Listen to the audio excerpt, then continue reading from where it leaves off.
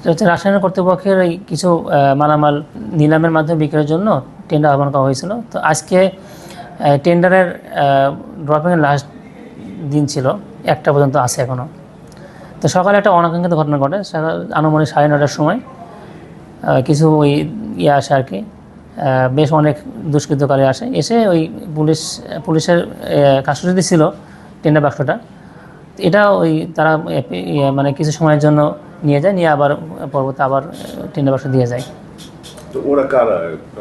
ওটা যেহেতু আমি মানে ঘটনা ঘটছে আমার রুমের বাইরে, তো আমি তাদেরকে চিনি না।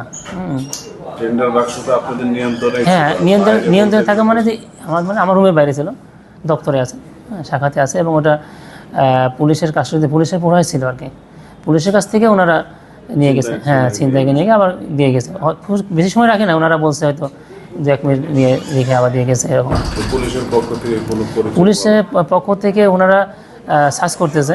জি, এটা হচ্ছে যে আপনার ওই পুলিশ প্রশাসনের ঊর্ধ্বতন কর্তৃপক্ষরা আসছিলেন, হ্যাঁ, ওনারা হয়তো তাদের মতো আইনি ব্যবস্থা গ্রহণ করবেন।